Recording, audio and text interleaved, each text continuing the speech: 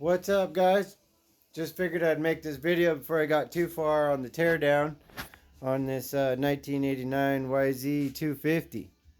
Uh, I was just gonna, go over it, fix what I needed to fix, and just use it as a spare bike. Well, it turns out I'm gonna go ahead and tear it down and restore this bad boy.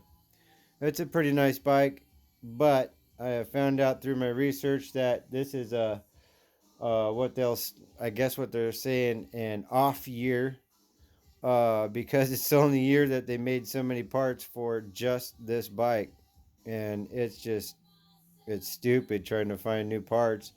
Like the rear suspension was clapped out, and now I've gotten it to actually hold a little bit, um, adjusting some of the adjustments on the shock itself. Then I don't have a chain guide back here. It does have one mount, but the other mount is busted off. So I got a guy that's going to help me re-weld a mount so I can put the one I got from eBay on there.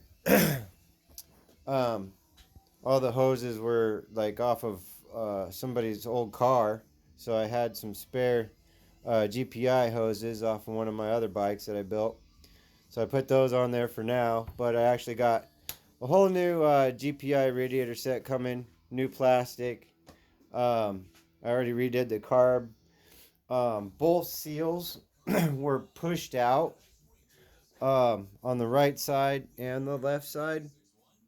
This one, I had no spark, so that was my first issue. I bought this bike for $700, by the way, and as a roller. And I probably should have just left it where it was and said screw it. But oh well, you live and you learn, right? By the time I'm done with this, I'll probably be at, I'm hoping, at 1100. That's with purchase and parts, running, rolling, and finish. So fingers crossed, that's a good deal. Anyways, back to the very beginning. There was no spark, so I finally located a CDI box. In fact, since I'm making this video, let me show you this. Here is the original CDI box. It was all taped off and sitting there, and I wonder why it wasn't getting any spark. Somebody had went after it and tried to do a little repair or who knows what, but that's that. And then anyways, my first attempt is I did go for a it could have been bad.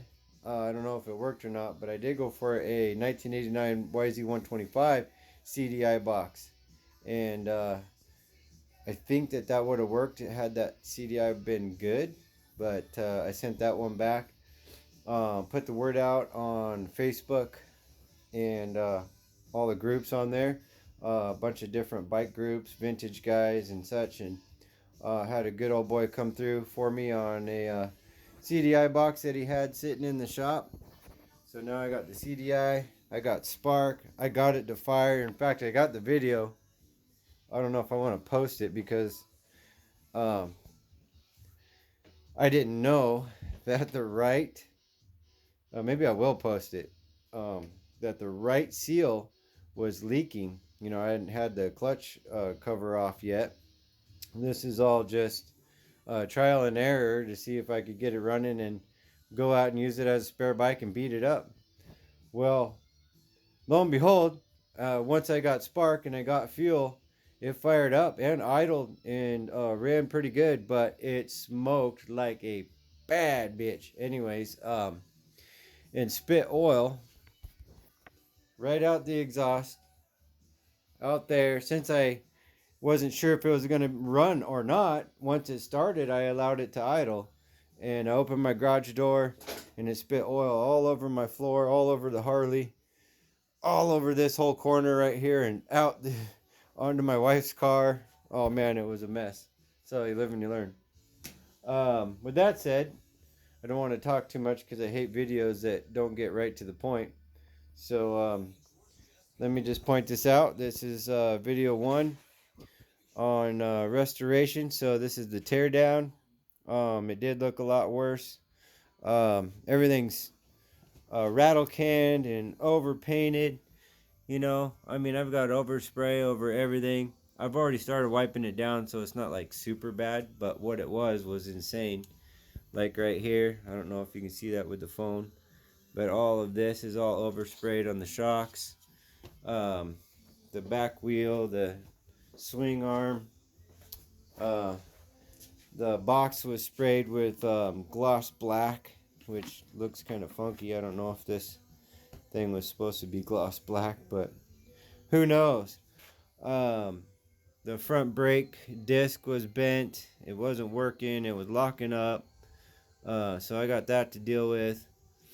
So this was just a total clapped out bike I picked up for actually 700 bucks. I talked the guy down to 700 bucks and loaded it in my truck.